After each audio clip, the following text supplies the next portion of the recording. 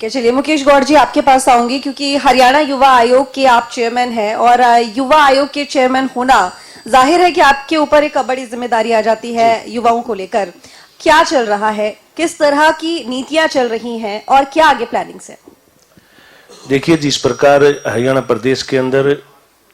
श्री मनोहर लाल खट्टर जी के नेतृत्व में जब उन्होंने सत्ता संभाली थी तो उनका एक ही विजन था, समान विकास समान रोजगार। तो प्रत्येक नौजवान को, चाहे वो सरकारी नौकरियों में भागीदारी हो या स्किल डेवलपमेंट के माध्यम से रोजगार उद्योग धंधे स्थापित करने की बात हो या कृषि के क्षेत्र के अंदर अलग से जो पहले हम रूटीन में जो खेती करते थे उसके अलावा अतिरिक्त अगर हम अपनी तरफ से प्रयास और प्रयत्न करें और जो कृषि घाटे का कभी सौदा होता था उसको हम आगे ला करके किसान के लिए वो फसलें अच्छे से फसलों के दाम मिलें। और जिस प्रकार मैं भिवानी की बात करूं, कार्यक्रम में भिवानी का है तो मैं उम्मीद करूंगा कि भिवानी के आसपास रहे, क्योंकि 50 वर्ष भिवानी ने पूरे किए। तो भिवानी के अंदर हमारे यहाँ खारा पानी है इलाके के अंदर, लोहारू और बाड़ा की तरफ जाओगे आप, 150 के आसपास हमने झींगा मछली फार्म और इस प्रकार के काम किए हैं हमने। उसके अलावा भी जो दलहन की और इस प्रकार की मूंग की या जो फसलें हो सकती थी उसकी तरफ हमने किसान को आकर्षित किया है और उचित मूल्य देकर के या भावांतर भरपाई के माध्यम से उनको हमने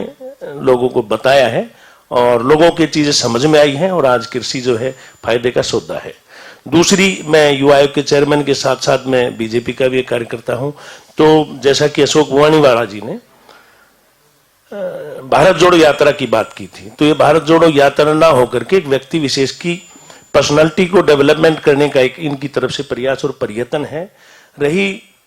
भारत जोड़ो यात्रा की, तो उससे पहले मैं प्रदेश के अंदर बातचीत करूं, हरियाणा प्रदेश की मैं बात कर लूं, पूरे देश की मैं छोड़ करके हरियाणा प्रदेश में एक व्यक्ति विशेष की तरफ से उस यात्रा को, बाकी जो अलग अलग धड़ों के अंदर 5-4 धड़े अलग अलग हैं। कांग्रेस के यहाँ पर कहीं रणदीप सुरजेवाला जी के नाम से जानी जाती है एक जिले के अंदर, जो खुद 2 बार विधानसभा चुनाव हार चुके, कहीं किरण चौधरी जी के नाम से जानी जाती है जो अब की बार खुद चुनाव हारते हारते बची थी, कहीं वो कुमारी शैलजा जी के नाम से जानी जाती है जो लगातार 2-3 लोकसभा के चुनाव हार चुकी। तो एक मात्र भूपेंद्र सिंह हुड्डा की वो यात्रा थी और उसके अंदर भी धक्का मुक्की हुई और मेरे ख्याल से लगता है कि मुझे सुनने में आया कि उसमें 3-4 लोगों के हाथ पैर भी टूट गया, चोटें आई होंगी। तो भारत जोड़ो यात्रा कोई सेलिब्रिटी उसके साथ नहीं है, केवल और केवल एक व्यक्ति की पर्सनालिटी के डेवलपमेंट का काम है ताकि वो कहीं आसपास खड़े हो जाएं। भाई इतना ही भारत जोड़ो यात्रा का अब तक का।